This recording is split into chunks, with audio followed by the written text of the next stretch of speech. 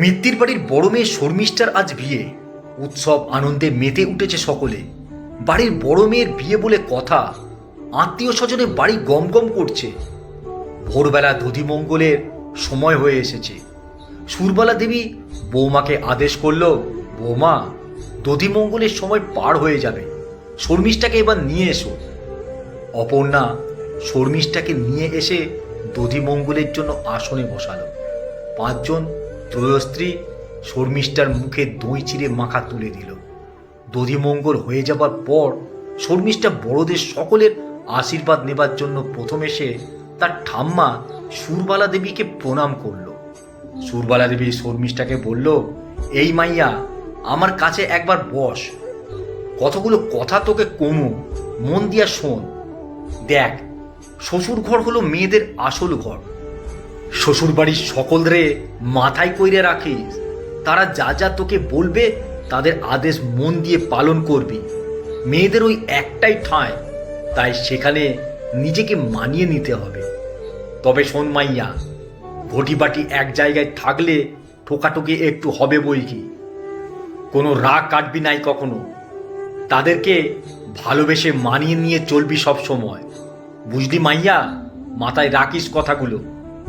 অল্প কিছুক্ষণ পর একটা দীর্ঘশ্বাস ফেলে অপর্ণা দেবী, শর্মিষ্ঠার মা, এবার বলে উঠল, মা, আজ আমি কতগুলো কথা বলব। আসলে বিয়ের পর থেকে তো চুপ করে থেকেছি, কোনোদিন আপনাদের কোনো কথার প্রতিবাদ করিনি।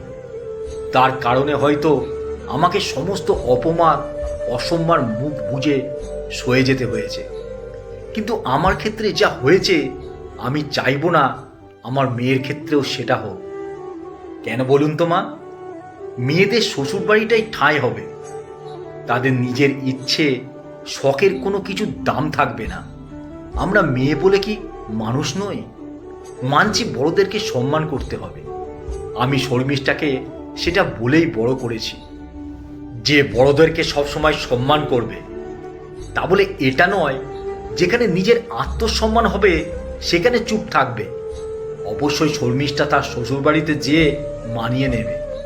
তা বলে শুধু ও একা নিজেকে মানিয়ে নেবে না, তাদেরকেও শর্মিষ্ঠাকে ভালোবাসতে হবে, সম্মান জানাতে হবে। কোনো কিছুর জন্য শর্মিষ্ঠা তার আত্মসম্মানটা বিসর্জন দেবে না। আর তাছাড়া আপনি যে বললেন শ্বশুরবাড়িটা মেয়েদের আসল ঘর, এটা একটু ভুল আছে। শর্মিষ্ঠা নিজে পড়াশোনা করে এখন প্রতিষ্ঠিত হয়েছে। ও মনে করলে নিজের একটা বাড়ি বানিয়ে নিতেও পারবে, কিন্তু সেটাও তখনই করবে যখন ওর ইচ্ছের কেউ দাম দেবে না। সবসময় ওকে যখন অপমানিত হতে হবে, ও যে একটা মানুষ সেটা যখন কেউ ভুলে যাবে, আত্মসম্মান বিকিয়ে দিয়ে বেঁচে থাকার কোনো মানেই হয় না। এই কথাগুলো দীর্ঘদিন ধরে মনের মধ্যে চাপা ছিল, কখনো আমি বলিনি, বলতেও চাইনি।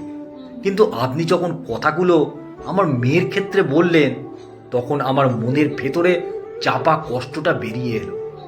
যাই হোক, কথাগুলো বলে আমার মনটা অনেকটা হালকা হয়েছে।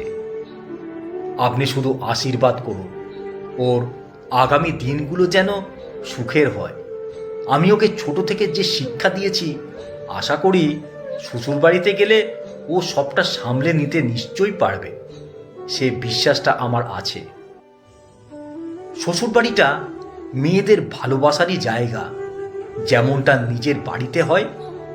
কেন বলুন তো সবসময় শ্বশুরবাড়িটা শুধু মেনে আর মানিয়ে নেওয়ার জায়গা হবে? মানুষগুলো যদি পরের মেয়েটিকে আপন করে নিত, তাহলে মেয়েটিও পারত সকলকে মানিয়ে নিয়ে থাকতে।